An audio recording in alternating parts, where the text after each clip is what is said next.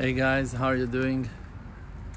So, empty streets and everyone in their houses, and I had to breathe a little bit, so I just took myself a little bit in front of the house to this quiet road. And Baruch Hashem, a lot of thoughts, a lot of feelings. Social media is delivering to our houses the most thrilling and outstanding moments, and we can be exposed to great views and great treasures that the universe holds, but in the same time also bring into our houses moments of terror and fear and a lot of pressure. You see people that are sick and talking, people that were infected by the virus and suffering, realizing that numbers are growing and that the population of the world is dealing with a horrible plague, something not simple at all to deal with. And it's an amazing thing to see how people really, the true nature of people is coming out in times of crisis. You see how many inspiring people are choosing to give from their time, from their talents, from their abilities to the public, and to go out and to cheer up those ones that are locked and closed in their houses. And you see those medical crews that are working so hard and risking and putting themselves in the front line. And in the same time, you see that you have tons and tons of people that you feel they couldn't care less, like they're not really bothered with the situation, like everyone are minding their own business and taking care of their own selves and being so selfish and self-centered, and it hurts. But I'm trying to take this opportunity to speak about those amazing ones who are doing the best that they can to help others. And I think it's amazing. And why it's amazing? It's amazing because it touches a certain point inside of ourselves and inspiring us to do so as well. And this is the most amazing thing, that the light of a person, a good action, a good act of a person is inspiring us also to do the same. And also from the spiritual aspect of it, it's written in the Kabbalah that the world looks like an oak, the tree of life. And when you shake one of the branches, so all the rest of the tree is moving corresponding to that, because of that. And spiritually, when a person is doing some act, it's not that you are being inspired by his action. It's that his act is so powerful and so effective that it hits waves that are reaching your location and your spot in that oak, in that tree of life, and you are physically and spiritually being affected and shining because of his work, because of his acts. And to think that awakeness and that amazing moves and actions are taking place in such a global way, it is inspiring me, because I realized by that the Creator himself is running the show, and that he himself is bringing us to a place of development, of spiritual development. And it's a very, very fantastic thing, I think, that we see that the Creator is choosing certain things to happen and to come down to the world. And even if we cannot accept it, and even if it's so hard for us to deal with it, and like we're asking ourselves why, but why it have to come like that, and why judgments need to come to the world. And No one wants it, but in the end of the day it works. It brings certain things to our heart, to our awareness, that no inspiring conversation that we ever heard before woke us up in that depth, in that way. Today there is a great unity between the nations, and there is a great opportunity for people to connect and to see each other and to care about each other and to allow ourselves to come back to the nature of who we really are. You know, the world is beautiful and the landscape is wonderful and awesome, and in reality it can also be very terrifying and very hard in the same hour. You know, it's like you have such an amazing lake, but you don't know what happens now in this house. You don't know which terror, which pressure, which fear, which anxieties are taking place between the rooms, between the walls, like over there. Like no one knows, right? It looks so beautiful, it looks so quiet, but you can never know what those two people in the car are experiencing and where are they coming from and what are they up to, and like we don't know. We don't know what's going on in the world. The world is a treasure. The world is a real treasure. The world is a real treasure, and we need to try to find out what the real true purpose of our existence is. The Creator brings down certain plagues and difficulties and terrifying moments around us, and they hit waves, and it brings all that pain into our houses and into our hearts, and we don't know how to deal with it. But the Creator, He wants to make a certain, to say something, to express something. With all the mess and all the things that we're so trapped in, and everyone are so into their business and into their financials and into their work and into their hobbies and into their relationships, and everyone are so isolated. And suddenly all this coronavirus just like took place and happened and closed down on us, and suddenly like everyone are rising to a higher level of awareness. Like suddenly people are like, they care more, they feel more, they think more, they take life way more seriously than before. Suddenly you start thinking about your children more, and you're thinking about other people, different nations, like. And the social media has an amazing, enormous power and share in that, and we can see the hand of the supervision of the Creator to create that amazing web, that amazing machine that delivers information into our houses, through our phones, through our computers.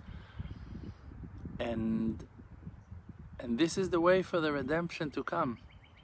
This is the only way for the redemption to come, because how are you going to tell everyone that Mashiach is here? How are you going to tell everyone that the salvation just started, if not through the internet, if not through the only thing that exist in all the houses? Like how are you gonna talk to everyone? How are you gonna let them know that the salvation is happening?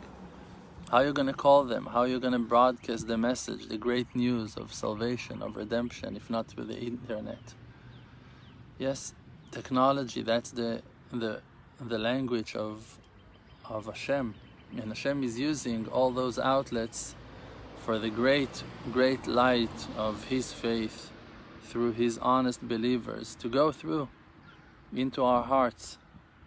And we need to be very careful and to protect ourselves as well in those hours from teachers that are not worthy, teachers that are just like running and trying to chase after honor and greed, and trying to possess the poor souls of followers and believers, free and spiritual souls that are desiring the truth. And you have many people that are out there that are pretending to be messengers of the truth, and we need to watch over ourselves.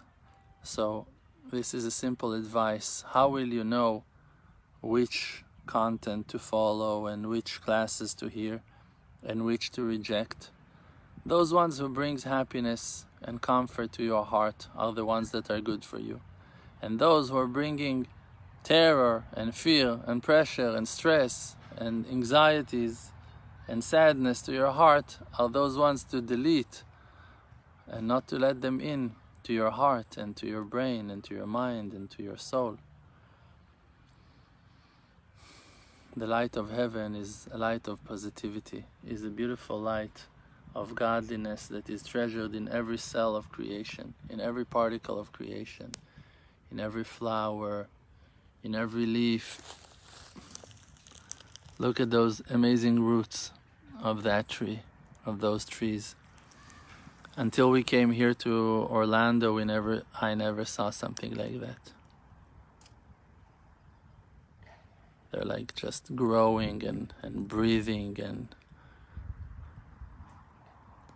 you can never understand what's going on in this world, how deep things are, and how awesome the Creator is, and how He makes everything to be so beautiful and so powerful for every person on earth to be able to enjoy. Look at this. Look what's going on here. You can never understand what the Creator is doing with His world.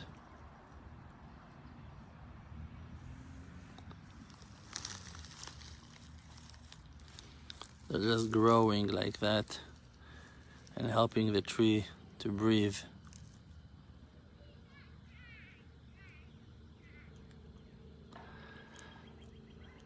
So you just go and you try to think a little bit, to observe, to try to listen to the voice of your soul, to the voice of your quiet, of your inner quiet. Try to understand what Hashem really is saying to us. In every step of the way, there are amazing, amazing lessons for us to learn. And the Creator, He wants us to count on our inner senses and on our feelings, and for us to try to understand the message. Now I see so many videos and so many explanations. The coronavirus is because people are not keeping Shabbat. The coronavirus is because that people are not doing this. The coronavirus is because that people are talking bad things about each other, that people are fighting. And me, myself, I don't know. Ask me, what's the reason for this plague? What's going to be the end of that? I don't have a clue. Like, I don't know. I'm with you. We're in the same place. We're just trying to figure out what's going on in the world. And it's hard. And it's not easy. But to start blaming ourselves for that and start hating people that are not keeping Shabbat or people that are talking Lashon Hara, and to think that it's because of that. The math is so complex and the supervision of the Creator is so high and divine, and it's not so simple to come to conclusions like that. If you have a child that went sick in China and you have an 90 years old person in Italy and both of them are sick, so for me it's kind of hard to find the same reason for both of those cases, you know. If you have a family that tries to be observant and to keep all the rules and to obey the codes of the Bible, and from the other side, and they're sick, and in the other side you have a family that are like super wealthy and couldn't care less about the moral and education of the Bible, and they also sick. So how can you say that it's the same case? It's not the same case. The math is very, very complex, and this is why every person should take the lesson to himself, should try to work on his own self-awareness and to try to figure out what's his class is, what's the message for him, what's really going on inside of his soul, inside of his spirit, and to figure out the message that the Creator is telling you. Me, for an example, one of the things that were inspiring me the most was, now I have two things in my mind and I'm gonna mention both. So one of them was like that I said in a video a couple of days ago, because we went with our children to a doctor and it was a very stressful situation and we had to drive for hours. So when we saw the dedication of the doctors, of the medical crew to our case and to their patients, it was like it touched our hearts like very much, badly, greatly. So for us, for an example, that was a very clear message to have more gratitude and appreciation to people who are risking themselves and jumping and trying to do the best that they can to help other people in times of crisis. That's one thing. To strengthen myself and to focus more on gratitude and on appreciation for others. Another thing that opened my eyes is to see the old people who are walking, like pictures that we can see, and you can see them also on the supermarkets.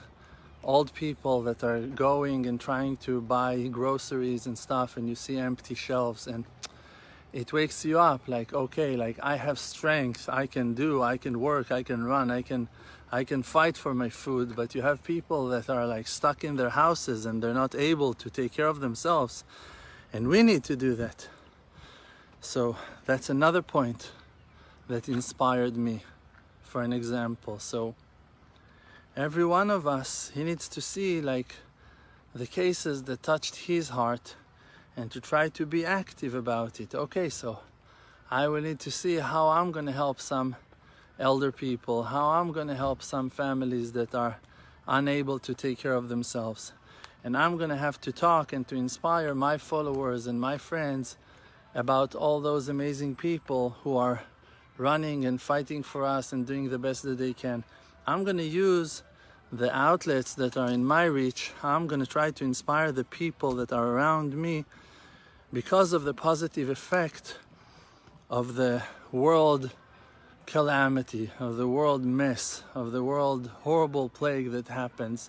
And I'm going to try to dig out as much positivity and education as I can, and to inspire the ones who are around me. And you should do the same. You should think with yourself about your inspiration, about what that touched your heart and what that woke you up, and to do something active with that, to try to inspire the people who are around you. And it might be even your next door neighbors. It doesn't need to be thousands of people on social media network. Everyone should understand that the Creator is talking to him individually. And the Creator is talking to you individually as well. And telling you his heart. And telling you that he has a mission for you. And that he wants you to do something with what that goes on around you in the world. And if you're just going to do your job and I'm going to do mine, so things will improve and things will go for the best. That's my belief. And as well, we should always pray for each other and work to open heaven's gate in prayers and to make sure that they're not locked. How you make sure that the door is not locked when you want to get in to some house? You put your leg in, right? You step in. That's how you make sure the door will be open. So if we want to make the doors of heaven open, we should pray. That's how you step in. And if you pray, so the doors are open, and when I'm going to wake up to pray as well, the doors will be open, because you are now praying as well. So we just should try to keep the doors of prayer, doors of heaven open, and salvation is soon to come. Amen. May it be His will. The world does not exist. Because Olam Milshon Ne'elem, the world is just blocking the light of truth. The world called Alma Deshika, world of light, is just a fake. We're just inside of an illusion.